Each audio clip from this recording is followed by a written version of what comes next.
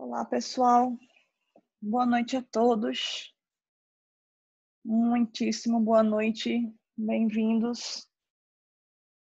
Vamos testar aqui o som. Todo mundo escuta?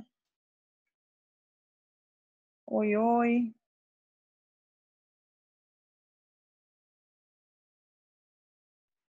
Vocês estão me escutando?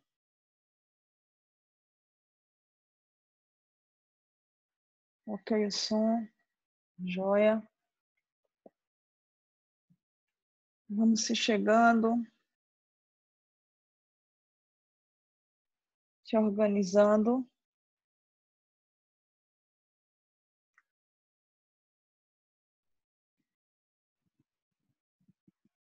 Ok, pessoal. Hoje a gente vai... Bom, para os que estão aqui pela primeira vez, nós somos um grupo de estudos sobre contabilidade, né, sobre pronunciamentos contábeis. E esse grupo surgiu já há algum tempinho. A gente teve essa ideia lá atrás por conta da pandemia, por conta da situação da quarentena. E a gente, então, teve por ideia estudar a contabilidade, né, que é uma coisa que eu sinto falta, contabilidade por si mesmo, né? Aquela velha história, né? Estudar contabilidade ela por ela mesma, né?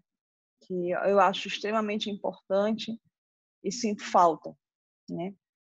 E a gente vai estudando aqui todos os pronunciamentos com calma, com bastante tranquilidade. Uma horinha somente de aula, às vezes a gente extrapola um pouquinho, vai até as 19, vai até as 20h30, 20h40, 1h15, por aí a gente vai se estendendo, a depender aí do tema. E a gente já estudou a estrutura conceitual básica, a nova estrutura conceitual básica, o CPC 01, que é a irrecuperabilidade de ativos. E hoje a gente vai começar a nossa aula nova, né, que é sobre o CPC 02, né? Lembrando que essas aulas elas ficam disponíveis no YouTube, né, no nosso canal Umbelina Lagioia no YouTube, e que não pode gravar para fins particulares, porque elas vão ficar disponíveis lá para todo mundo, tá certo? E também para aqueles que estão aqui pela primeira vez, a gente sempre se comunica pelo bate-papo, né? Porque fica melhor a interação. Os microfones de todos ficam desligados por uma questão mesmo de controle de ruídos, né? Porque senão a gente fica muito agoniado com muito barulho. Então a gente sempre coloca os microfones desligados e a nossa interação é sempre feita pelo bate-papo. Bom, então dados esses avisos iniciais, a gente vai começar. Então o CPC 02 é um CPC bem específico, tá?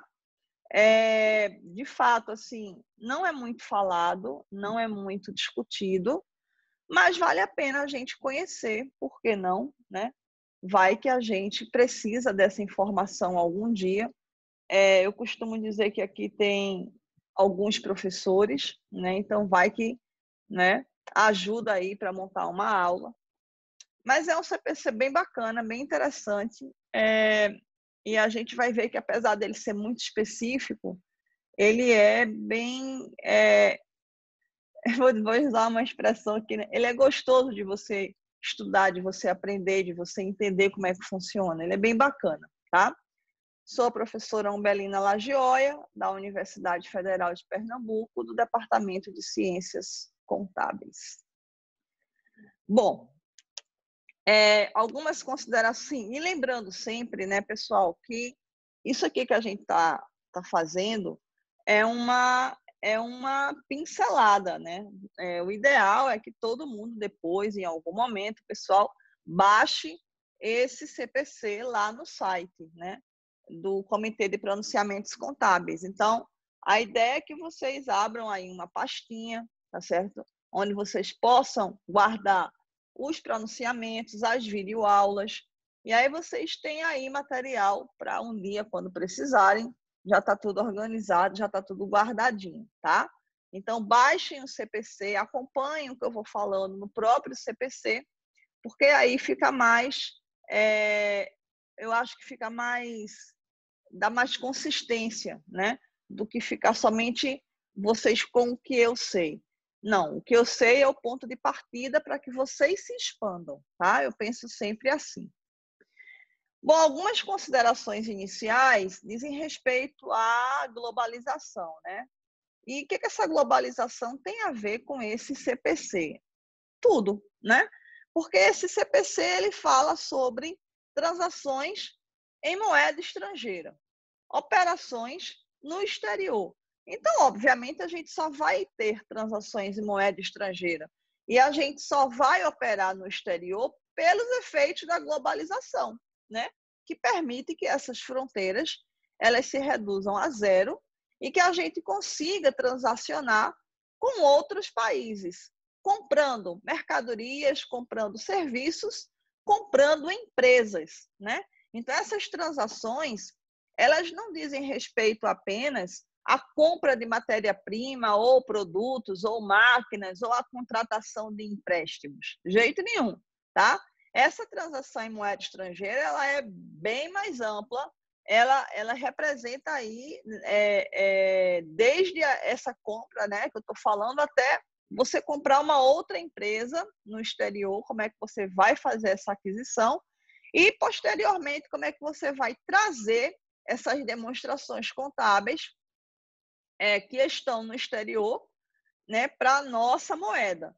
E o oposto, né? Como é que a gente vai fazer essa conversão das demonstrações contábeis da entidade do Brasil para uma outra moeda? Então, é uma via de mão dupla, tá?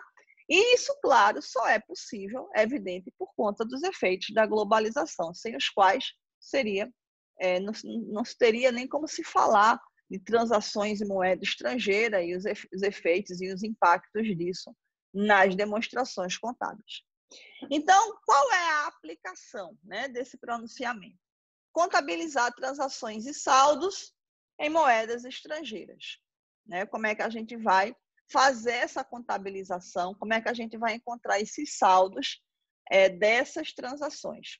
Primeiro ponto. Segundo, converter resultados, né, demonstrações de resultado, balanços patrimoniais de empresas, de entidades que são nossas investidas no exterior. Então, eu, né, e meu grande sócio, Helenildo, a gente agora expandiu, tá certo, toda a nossa...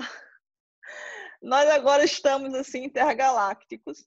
Então, a gente vai comprar empresas, Helenildo, no exterior, certo, filho? Então, segure a onda, que o baque agora é em moeda estrangeira. Se for em dólar, o dólar está pertinho de R$6, avalie o problema da gente, viu? O problema da gente, se der errado, se multiplica por 6. Mas vamos lá. Então, a gente vai converter esses resultados e esses balanços patrimoniais de empresas que são nossas investidas, tá, no exterior, para fins da aplicação do método da equivalência patrimonial e, claro, para fins de consolidação. Tá? Então, eu tenho uma empresa no exterior, eu investi, ela é minha controlada, só que ela está nos Estados Unidos, ela está na Europa, ela está no Canadá. Como é que eu faço para fazer essa conversão? E converter de uma moeda para outra o resultado e o balanço patrimonial de uma entidade na apresentação das demonstrações contábeis. Então, essa aí é a nossa temática dessas nossas próximas aulinhas, tá? Bom, e aí o pronunciamento, ele vai começar abrindo sobre o que é uma contabilização de transações em moedas estrangeiras e operações no exterior. Aí ele vai dizer, uma transação em moeda estrangeira é aquela que é feita ou que exige uma liquidação em uma moeda que não é a nossa, uma moeda estrangeira, incluindo transações que surgem, né, quando uma entidade compra ou vende bens ou serviços. estoques, né? Quando ela compra estoques, cujo preço é fixado em moeda estrangeira. Então, ela está comprando estoques dos Estados Unidos, estoques da Alemanha, tá? Quando ela concede ou obtém empréstimos, né? E esses valores a pagar ou a receber são fixados em moeda estrangeira.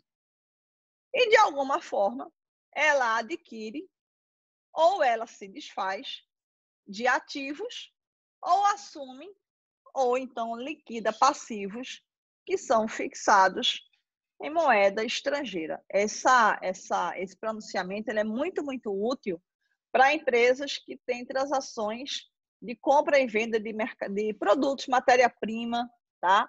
Ou máquinas, equipamentos no exterior, tá? Bem útil mesmo. E aí uma figurinha para nos ajudar, né? Que você tem a transação realizada em moeda estrangeira, como é que ela é calculada, né? A gente vai converter essa transação realizada pelo valor do câmbio à vista na moeda funcional. Então, a primeira coisa que a gente pergunta é: o que é moeda funcional? Moeda funcional é a nossa moeda, no caso, o real, tá certo?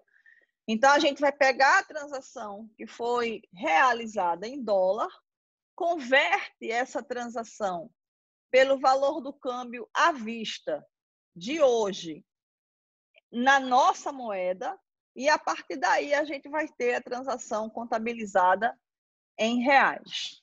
Aqui a gente está nos aspectos introdutórios, tá, pessoal? Daqui a pouco a gente vai ter exemplos, vai ter débitos e créditos, a gente está só realmente começando.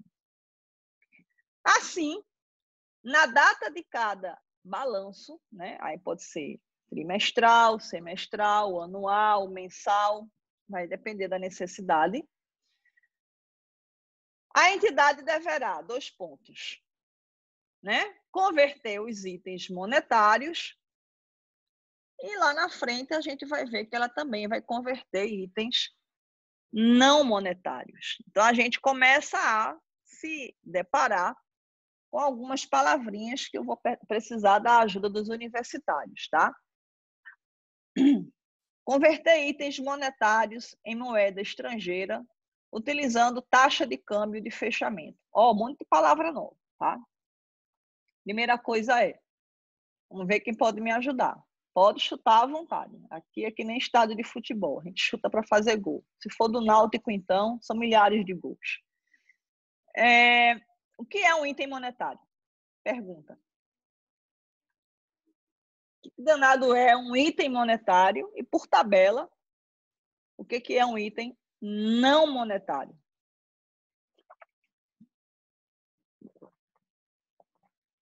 Podem chutar à vontade, viu?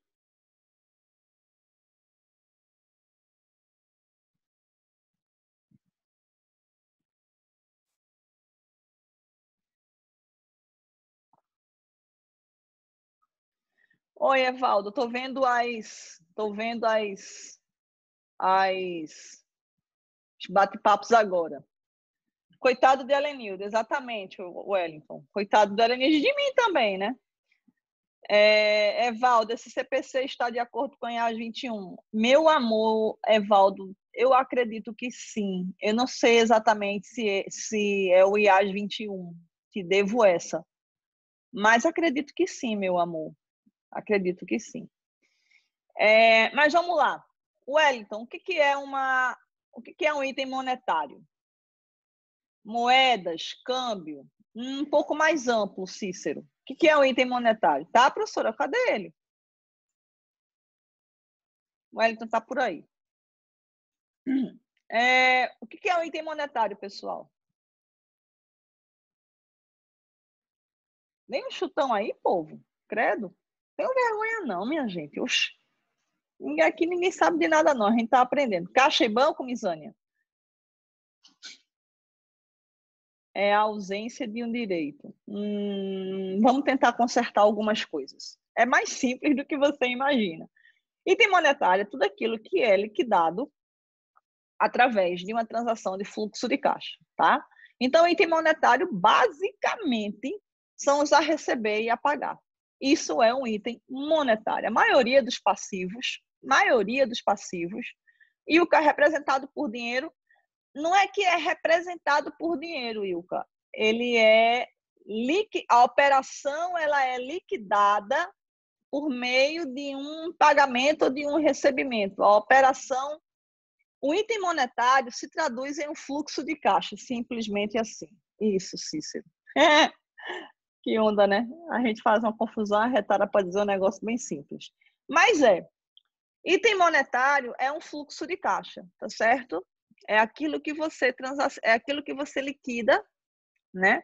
É uma transação que ela é liquidada via um fluxo de caixa. Então, todos os passivos, via de regra mesmo, tá? Todos os passivos, eles são monetários, com exceção de um. Bota aí a cachola para funcionar. Ficou claro que todos os passivos são monetários, né? Porque você vai ter que liquidar via pagamento, com exceção de um. Disponibilidade, exceção. Mas eu estou falando de passivo. Vamos lá. Todos os passivos, por derradeiro, são itens monetários, com exceção de um.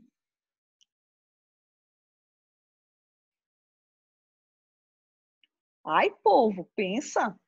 Qual é o passivo que você não vai finalizar ele via pagamento? Tá pensando? Pense. Que espera. Tudo que está no passivo a gente vai ter que pagar, não é verdade? É fornecedor, é empréstimo, é imposto, é folha, são contratos de mútuo, é leasing, arrendamento. Moniquinha, tudo que está no passivo não é uma obrigação a pagar, exceto umzinho. Adiantamento de clientes, povo. Em nome de Jesus. Adiantamento de clientes é praticamente o único passivo que não é monetário, porque você vai liquidar o passivo não pelo pagamento, mas sim pela entrega do bem ou do serviço. Deu para entender? O que é esse monetário? O Wellington ficou tranquilo? Pronto. A Alda ficou com vergonha. Não, mas aqui não é para você ficar com vergonha, minha princesa. Aqui todo mundo é desavergonhado. Nem se estresse com isso. Olha, você está falando com a pessoa mais desavergonhada do mundo. Então, adiantamento de salários também. Adiantamentos de salário, Mônica. Mas adiantamento de salário não é um direito, não?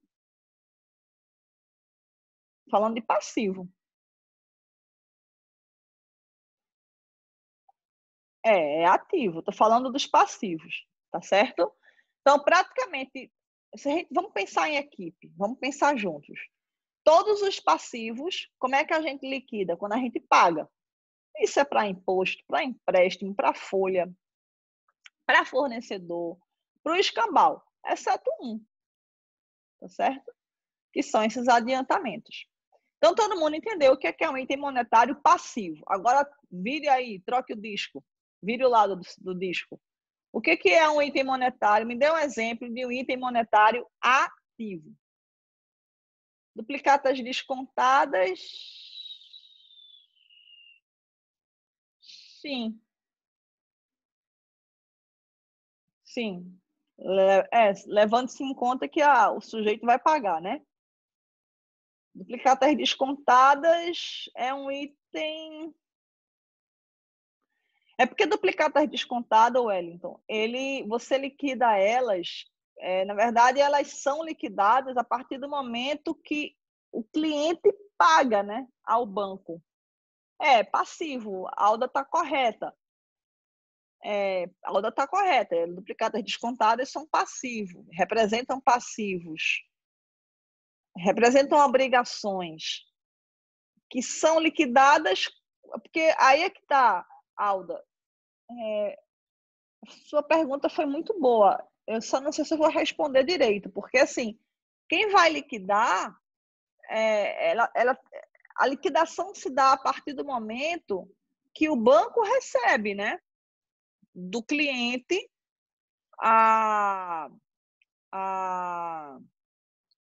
você desconta no banco. Quando o cliente paga, vai depender do risco. Vamos colocar isso em stand-by. Na próxima aula eu vou responder com mais firmeza. Mas, seguramente, adiantamento de clientes é um passivo não monetário. Esse eu digo com toda segurança, com toda certeza, com todo respeito, porque você não liquida ele entregando dinheiro. Percebe, Alda? Esse passivo é liquidado não a partir da entrega de dinheiro, mas sim pela entrega de bens ou serviços. Agora, troca o CD. Vamos para o ativo. Quem é que pode me ajudar a me dar uma dica aí de um ativo? Um ativo monetário é super fácil. Adiantamento a fornecedores. Adiantamento a fornecedores, se é um ativo monetário, Wellington, você está falando? Tem um tão simples. Não monetário, sim. E o monetário? Me diga um monetário, tão belezinha, tão facinho. Clientes, exatamente. Clientes é o clássico dos ativos monetários, tá? Ficou claro o que é esse? Porque a gente vai usar essa expressão bem muito aqui, tá? Mútuo, boa, Mônica. Mútuo, clientes. Em resumo, é tudo o que você vai liquidar, né? Receber, e ao receber você liquida. O monetário quer dizer isso, tá? Agora vamos para o texto. Todo mundo junto. Empréstimos a sócios. Boa, Alda. Exato. Agora vamos para o texto. A gente vai agora aprender a converter estes itens em moeda estrangeira, tá? Utilizando a taxa de câmbio de fechamento. Pergunta de $1 milhão. O que é a taxa de câmbio de fechamento? A gente vai ver vários termos que vão aparecendo aqui, tá? E a gente vai debulhando esses termos com vocês. O que é uma taxa de câmbio de fechamento? É a taxa de câmbio disponível na data do balanço. Mas em que data, Ilka?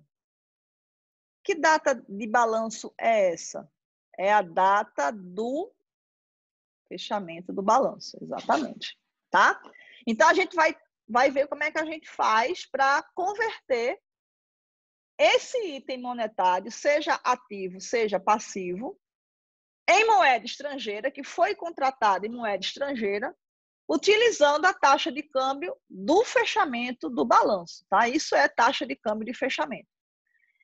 As diferenças de câmbio apuradas. Moniquinha, 31/12, mas a gente pode estar trabalhando com trimestral, tá certo? Se for trimestral, aí é trimestre. Pode ser mensal. Mônica, diferenças apuradas. Que diferenças são essas? A gente está falando de taxa de câmbio, tá? Que diferenças são essas? Diferenças de câmbio. Por que surge diferença de câmbio? Porque houve uma variação cambial. Então, quando a gente contrata entre a data da compra ou a venda e a que está disponível no fechamento. Boa, Ilka. Só que aqui a gente não está falando exatamente compra ou venda, tá? A gente está falando de ativos monetários, tá? Quando a gente fala comprar ou vender, mais ou menos a história vai para ativos não monetários. Aí é estoque, imobilizado, parará. Mas aqui Tia está falando de fluxos de caixa. Então, o que acontece? Vamos colocar de uma forma bem legal. Você contratou um empréstimo em moeda estrangeira, tá? Aí, quando a gente contrata um empréstimo de moeda estrangeira, a gente vai ter, contratei hoje, tá certo? dia 13 de maio, aí contratei hoje, e aí a taxa de câmbio foi de R$6. Eu vou logo chutar o balde, o dólar está quase 6. Então, R$6, tá certo?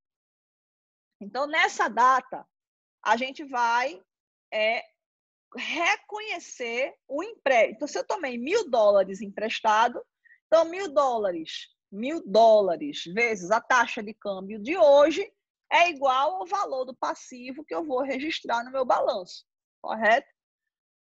No final do trimestre, no final do mês, no final do ano, eu vou pegar esses $1.000 e eu vou verificar qual é a taxa de câmbio que está valendo na data do fechamento o dólar.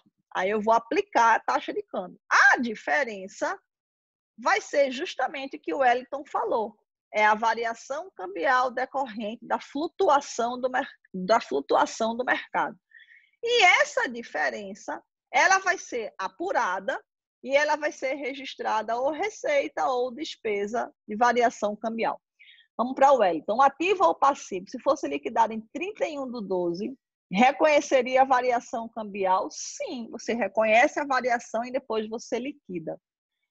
Os juros podem ser passivos, Alda, ou podem ser ativos. Quando é que eu vou ter um juros passivo?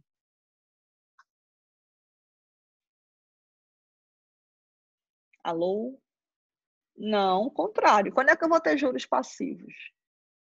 Quando eu tenho uma despesa. Quando é que eu vou ter juros ativos? Quando eu vou ter uma receita. Justamente o contrário. Tá bom?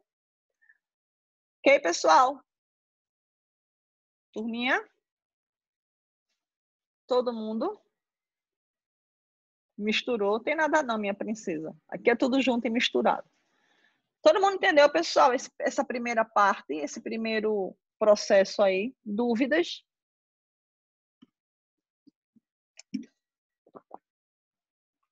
Quando a diferença cambial for uma despesa, a atual é maior do que antes. Exatamente, Wellington. Ok, pessoal, vamos embora. Segue o fluxo. Então, aqui, a gente acabou de explicar. Na data da contratação de um empréstimo, a gente foi modesta, tá? Nossa contratação foi de apenas $100. Pessoal, essa aula, ela é bem antiga, tá? Na época, o câmbio era 1,90. Pessoal, 1,90, sonhe. Agora pode sonhar e sonhe muito, tá certo? Vai sonhando aí, porque é sem imposto, não paga nada, é gratuito. Então, 1,90 vezes R$100, R$190, né? Na data do encerramento das demonstrações contábeis, aí a gente colocou em 31/12, nós temos $100, né? E aí o câmbio, olha, pessoal, que coisa fofa, aumentou de 1,90 para 2, né? Então, o que era agora? Vou pegar os R$2, multiplico pelos $100, valor em reais, R$200. R$200 menos os 190 originais, eu vou ter uma diferença cambial de R$10. Tá? Exatamente, variação cambial passiva de 10. Exato, fechado. Agora, veja, isso é somente a variação cambial. É importante que fique mega claro, isso não é juros. Juros é outra vibe. Então, se houver juros de 1%, tá? Aí eu vou pegar 1% vezes 100, é $1. Então, eu vou pegar no mês 1, no mês 2, no mês 3, 4, 5 e o escambau. Eu vou pegar esse 1% e eu vou multiplicar. Essa diferença entra como despesa? Sim. Agora, veja, Niraldo, tem despesas e despesas. Vamos colocar o nome dos bois, tá? Os juros é despesa financeira.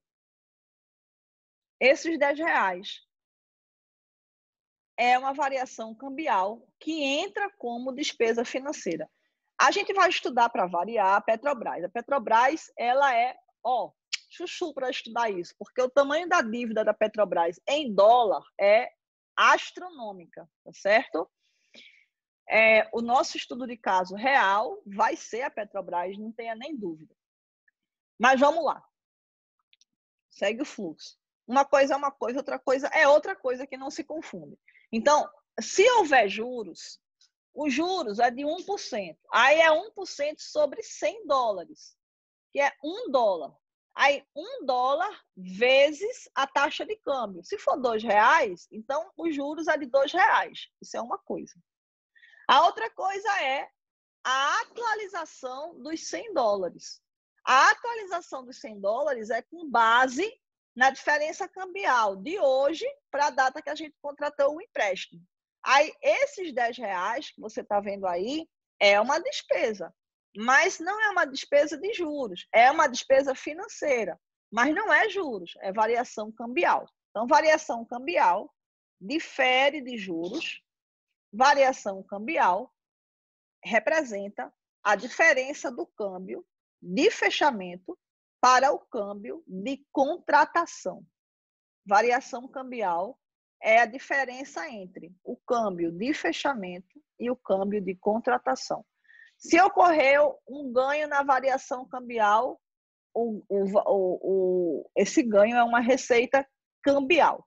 É receita financeira, Niraldo? É, mas é um subgrupo. Você precisa dizer para a gente que é uma receita decorrente de variação cambial. Fechou?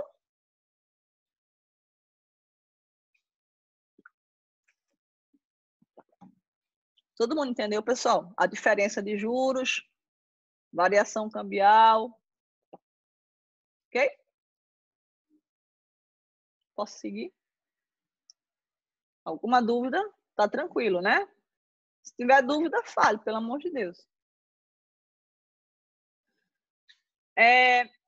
Aí agora, lá vamos nós. A gente falou dos itens monetários. Agora a gente vai falar dos itens não monetários. Esses itens não monetários, eles são mensurados pelo custo histórico. Daí a grande diferença entre um e outro, tá? Porque os itens monetários, eles não são mensurados pelo custo histórico. Os itens não monetários... Eita, que eu me enrolei todinho. Os itens monetários... 1, 2, 3 já. Os itens monetários não são mensurados pelo custo histórico. Os itens que são monetários são fluxos de caixa. Eles não são mensurados pelo custo histórico. Ponto, parágrafo. Os itens não monetários, este sim é mensurado pelo custo histórico. Tá? Ficou claro, apesar de eu ter me enrolado, mas acho que deu para entender. Quando a gente está diante de um item não monetário, tá? A gente vai utilizar a taxa de câmbio vigente na data da transação.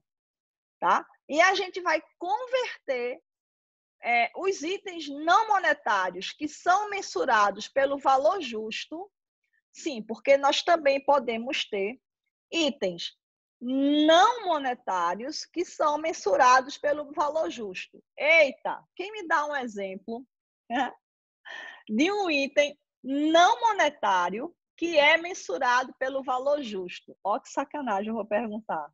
Dou um doce para quem me dá um chute, um chutão. Lembrando que o item não monetário é aquela criaturinha, tá certo, que basicamente, que não é fluxo de caixa.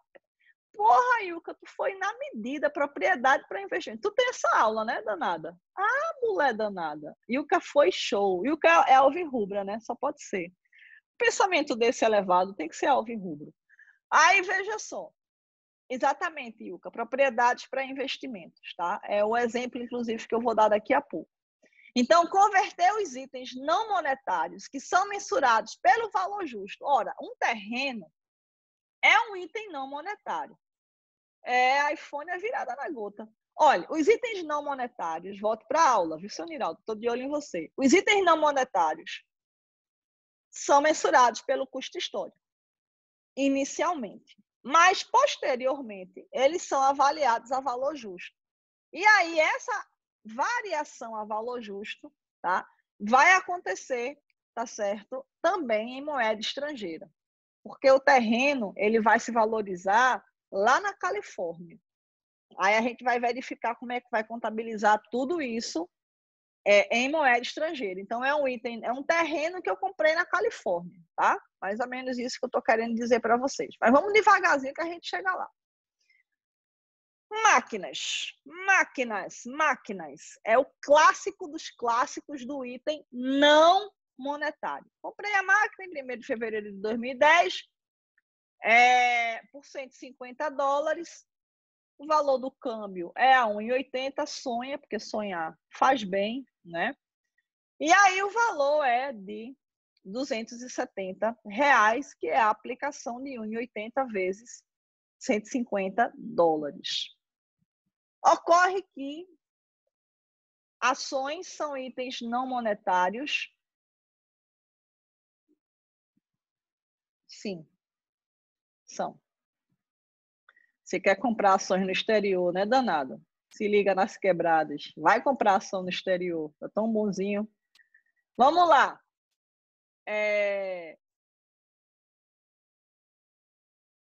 Vamos lá. Presta atenção, viu?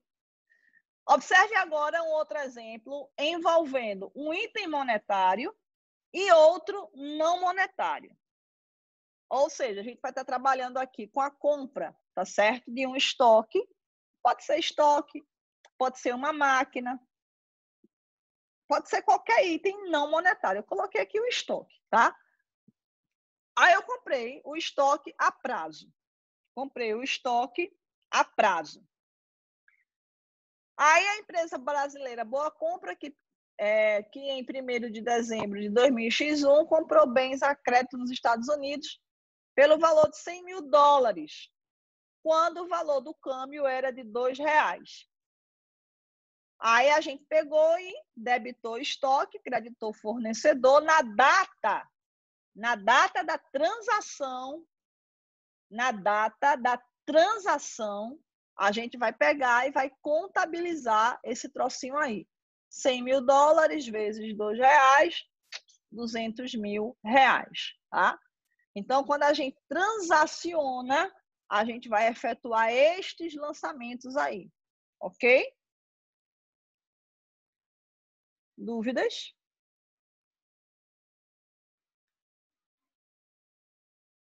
Pessoal, pode perguntar à vontade. Até aqui, alguma dúvida? Na data da transação, a gente pega e faz a contabilização da compra. A gente vai. Qual é o grande X da questão? O meu estoque ou a minha máquina, ou seja lá o que for, quando ele entrar, quando ele for transacionado, ele vai ser transacionado pelo valor do câmbio na data da transação. Não é na data que ele chega aqui no país, tá certo? É na data da transação. Turma, tá todo mundo acompanhando? Vocês estão entendendo? Estão com alguma dúvida? Tá de boa? Tranquilo? Tá. Aí, vê só. Os fornecedores é outra história. Quando eu for pagar os fornecedores, seria na emissão da nota. Perfeitamente, Alda. Perfeitamente. Todo lançamento contábil, Alda, precisa ter, a aula ficará gravada, não é? Cheguei atrasada. Tem problema não, Tassi. Tá gravando aqui no meu computador, depois eu jogo no YouTube. Nem se aperrei. Alda, pergunta de Alda foi boa. Toda transação contábil precisa ter uma documentação suporte, tá? E na maioria dos casos, na universalidade desses casos, é pela nota fiscal, tá certo? Então, emitiu a nota, houve a emissão da nota, a gente vai, então, fazer a transação. O que eu quero que vocês entendam é que o ativo, ele vai ficar registrado pelo valor do câmbio na data da transação, onde o dólar era R$2. Então, vai ficar por R$2 e acabou-se a brincadeira. Agora, os fornecedores, como eles são itens monetários, por serem itens monetários, eles vão sofrer atualização. Então, quando eu for pagar o fornecedor, eu vou pegar a variação do câmbio de R$ 2 para 2,10 e eu vou fazer a aplicação de 0,10 vezes a quantidade de dólares. E aí eu vou calcular a variação sobre fornecedores. Mas, porém, contudo, todavia, o estoque, o imóvel, a máquina, ele vai ficar pelo seu valor original, que é o valor do câmbio na data da transação, suportada pela emissão da nota fiscal. Uma vez que você fixa esse valor pelo câmbio da data da transação, esse ativo não monetário, ele não sofre mais interferência do câmbio. Fechou? Pessoal? Alô? Alô? Tudo bem? Alguma dúvida, turma? Uma vez que a gente fecha a transação, o ativo não monetário não sofre mais influência do câmbio. O que vai sofrer a influência cambial está restrito ao ativo monetário. A atualização de ativos em construção. Danúbia danou-se. O que é ativos em construção? Imóveis é quando a gente está construindo imóveis, Danúbia, é isso? E eu estou comprando matéria-prima para os meus... comprando insumos para a minha construção em moeda estrangeira, é isso? Eu estou construindo no Brasil e eu estou comprando insumos em moeda estrangeira. Seria isso? É isso, Danúbia? Eu estou construindo imóveis. Pronto, então veja só. Como eu estou construindo... a matéria-prima, então vamos me dar um cimento. Se avalia dessa forma, vamos primeiro pegar o danoso, vamos primeiro pegar o de Danúbia, tá, Danúbia? Aí eu estou construindo aqui no Brasil, tá? Aí eu estou comprando cimento. Aí o que é que vai acontecer? Quando eu for comprar o cimento, que é um ativo não monetário, eu trago o cimento e quando eu fechar a nota, isso daí vai compor o valor do meu insumo naquela data. E vou pagar a prazo. Quando eu for pagar a prazo, a variação dos fornecedores, vírgula, decorrente da compra do cimento, vírgula, que vai ser usado para construção, é despesa. Deixa eu pegar aqui, Danúbia. Você entendeu, Flor? Não é... Você entendeu, Florzinha? Olha, eu vou comprar o cimento no exterior. O cimento, ele é um ativo não monetário, ele vai ser insumo. Aí eu vou lá comprar 200 mil sacas de cimento. Aí eu vou faturar. Naquele momento que eu vou faturar, o que vai acontecer? Vai ter o câmbio da transação. Aí aquele câmbio da transação, eu vou debitar lá insumos, tá? Estoques, e eu vou creditar fornecedores. Muito bem. A partir daquele momento, o meu insumo, ele já foi contabilizado por aquele valor. Tchau. Quando eu for pagar o fornecedor, eu vou usar esse lançamento que você está vendo aí no slide, tá? Beleza? Vamos pegar a próxima dúvida. Benfeitorias de terceiro. Alda, o que é essa benfeitoria? Benfeitorias em terceiro, usando material no exterior, é a mesma coisa. Benfeitorias em imóveis de terceiro é a mesma coisa, é um direito de uso, é um ativo não monetário. Quando eu estiver comprando os insumos, eu vou contabilizar pelo câmbio da data da transação em PRIO, tá? Se a variação cambial for menos, for a menor, eu entendo, como vai ficar a conta de fornecedor? Aí eu vou pagar menos, aí eu vou ter uma receita cambial. Suponha que o dólar, ao invés de R$ 2, fosse 1,80. Aí eu ia ter uma variação positiva, então ia ser bom para mim, tá? A atualização de dívida, Misânia, exatamente. Podemos ser tributados 2 vezes se for variação ativa e depois vender esse bem com ganho. Mas, Marcelo, são 2 coisas diferentes, né? Porque, veja, a primeira tributação é decorrente da variação cambial ativa. Aí é uma coisa. Aí a outra coisa é você vender o bem. Aí é ganho de capital, tá? São coisas distintas. Eu entendo que todo valor relacionado... Isso, Mônica, ganho de capital. Eu entendo que todo valor relacionado a ativos em andamento ou construção em formação não é lançado em despesa, mesmo tendo variação cambial ou variação monetária. Ah, você está falando, Wellington, do CPC 20, né? O CPC 20, Wellington, ele é relacionado com custos de construção. Quando você está tendo aí a tomada de empréstimos, veja se é essa a sua pergunta, meu anjo, por favor. Só me oriente, tá?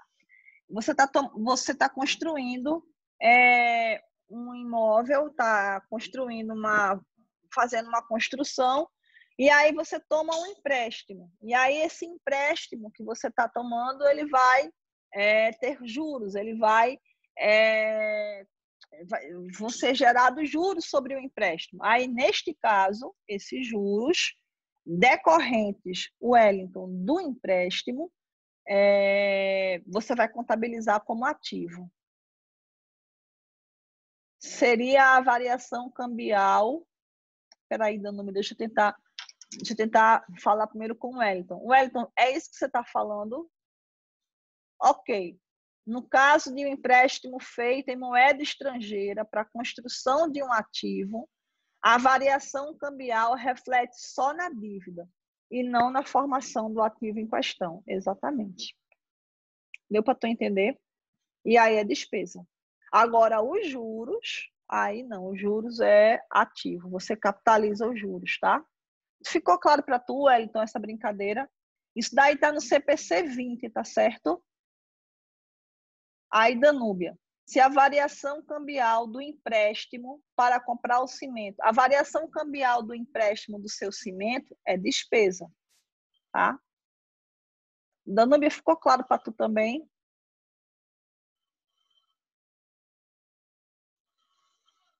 Danúbia? Ficou.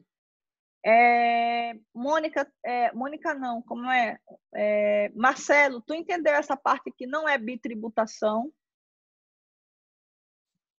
Não é bitributação, tá certo? São coisas distintas. A primeira coisa é o ganho pela variação cambial ativa. A segunda é ganho de capital. São coisas distintas. Turma linda, me deem um feedback se até aqui ficou claro e se as dúvidas de vocês foram sanadas. Ou se vocês têm alguma dúvida, coloquem agora.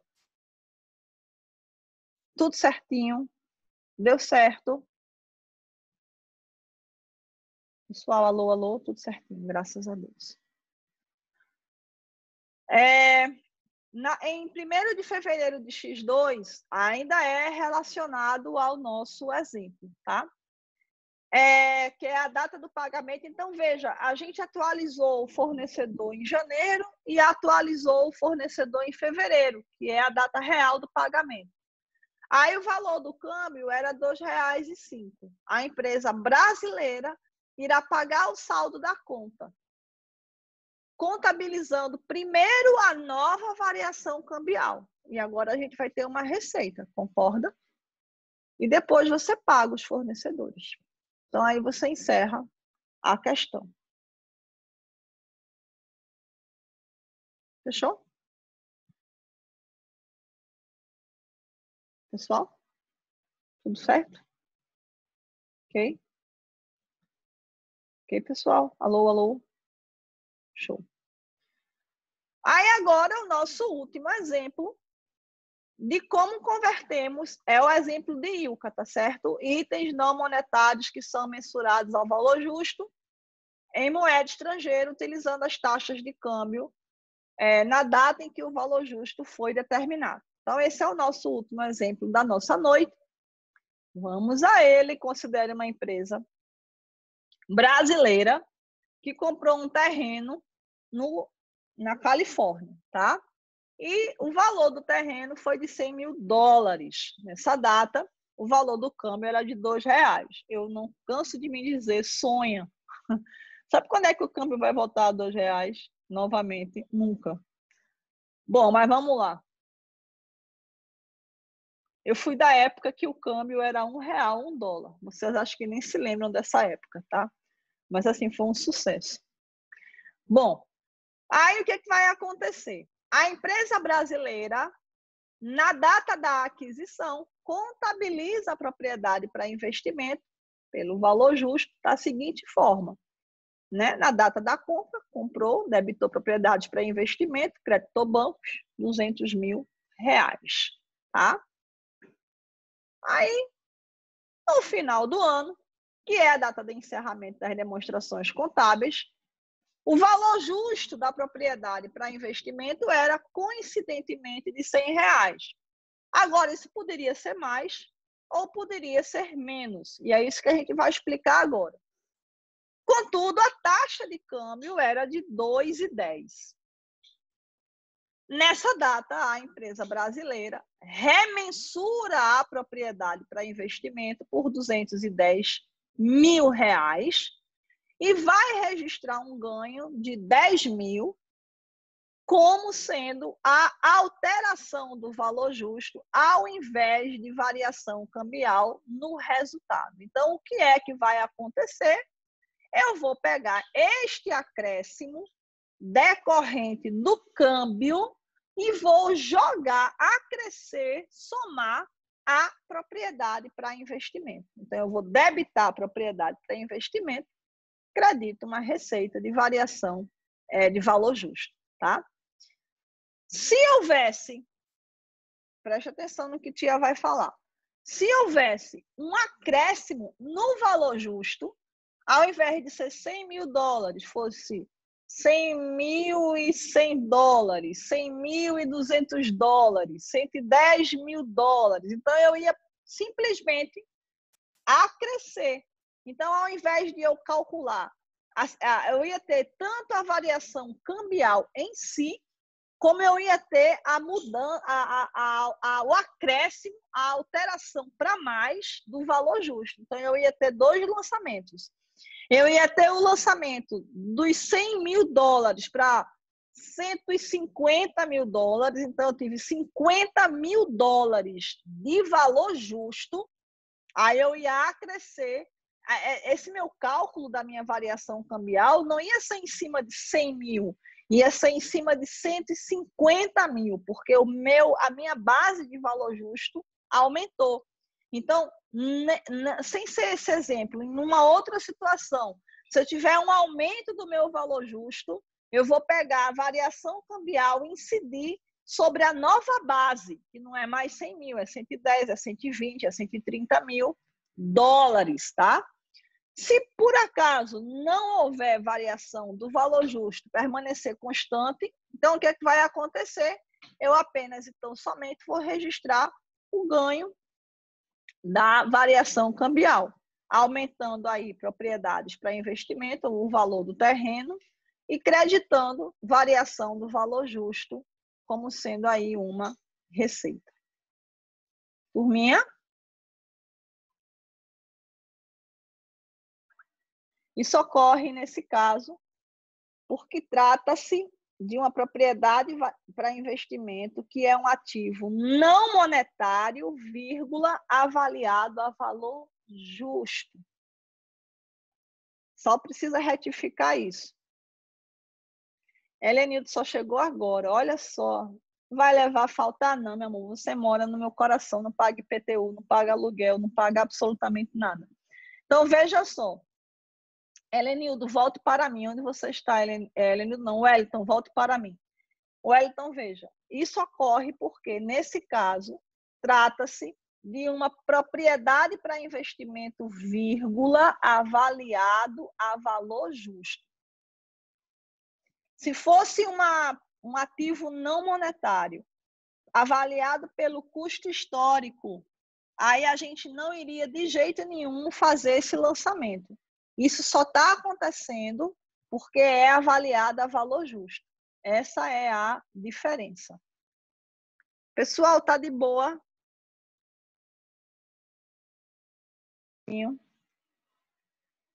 Pessoas? Tudo certo? Graças a Deus. Tudo certo, né, pessoal? Um detalhe importante é que os itens não monetários que são avaliados a valor justo podem vir a sofrer alguma variação de valor em seus valores originais. Exatamente o que eu acabei de falar, tá? Tudo bem? O que eu acabei de falar. Se o valor do terreno era 100 mil e passa a ser 120 mil, a minha base de avaliação agora é 120 mil. Bom, quando um ganho ou uma perda sobre um item não monetário, eita, isso aqui é o seguinte, for reconhecido em conta específica de resultado abrangente, qualquer variação cambial atribuída a esse componente vai ser reconhecida em resultados abrangentes. Por outro lado, quando esse mesmo ganho ou perda for do item não monetário for reconhecida na demonstração do resultado, a variação cambial também assim será. Deixa eu te explicar, porque são 2 parágrafos bem curtinhos, mas tem que ter a explicação também de um trem. Primeira coisa é ganho ou perda de itens não monetários, que é o que a gente está falando, que estejam reconhecidos em contas específicas de resultados abrangentes. A primeira pergunta de $1 milhão é: vocês sabem o que são resultados abrangentes?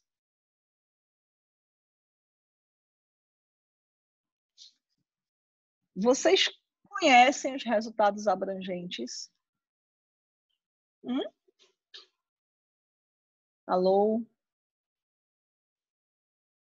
Minha gente, é sim ou não? Ou conhece ou não conhece? Sim ou não? Não.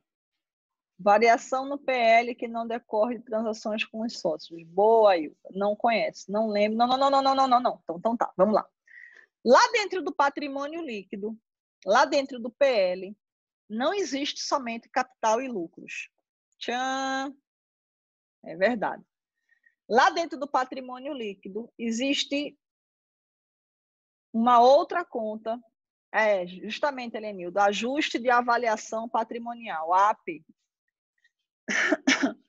Lá dentro do patrimônio líquido tem uma conta que nem é capital, nem é lucros, nem é reservas. São os resultados abrangentes, também chamados aí de ajustes de avaliação patrimonial. Veja, eu vou explicar com calma para vocês essa conta, para vocês entenderem esse parágrafo. Senão vocês não vão conseguir entender, tá?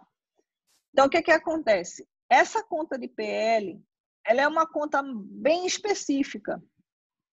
E ela vai surgir em transações muito relacionadas, ou na maioria das vezes relacionadas ao mercado de capitais.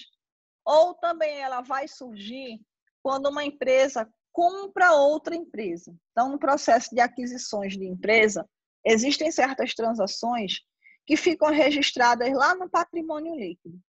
O que eu estou querendo dizer é o seguinte, eu vou explicar, mas não vai ser hoje, tá? Porque senão vai embolar o meio de campo.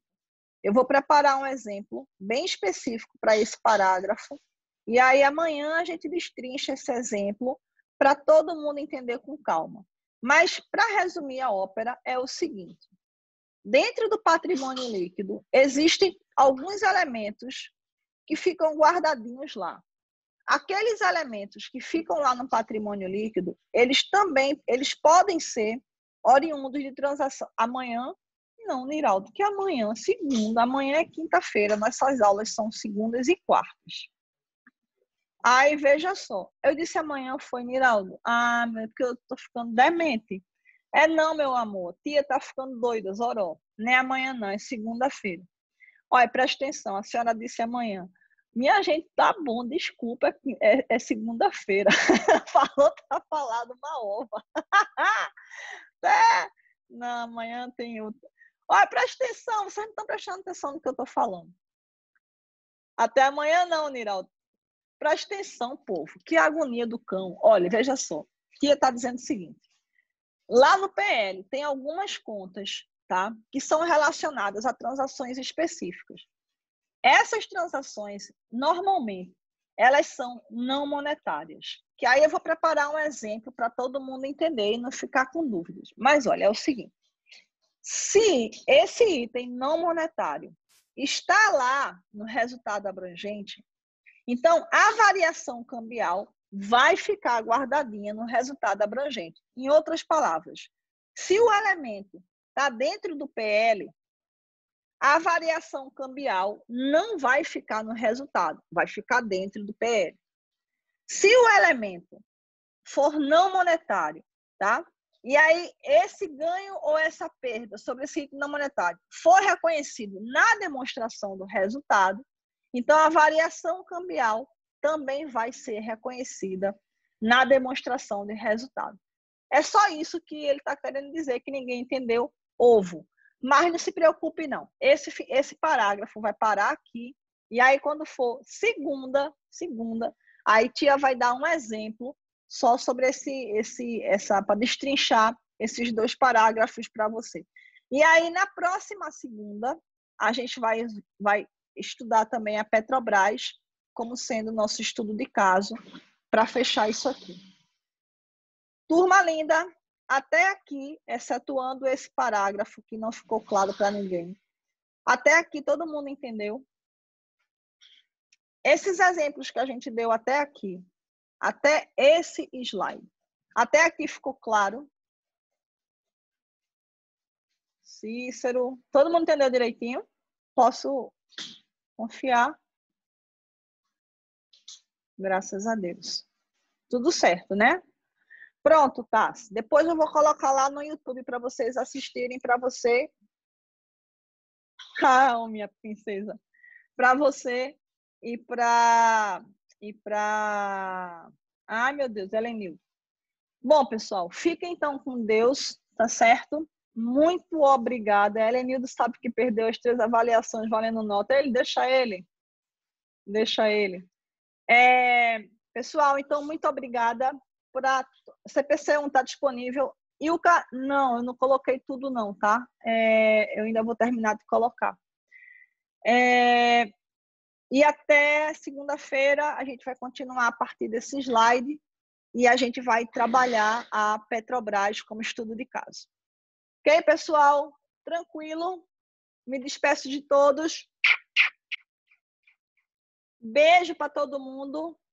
Abraço bem apertado. Fiquem com Deus. E até segunda-feira, se Deus quiser. Beijo, pessoal. Em té, em té. Bom final de semana para todo mundo.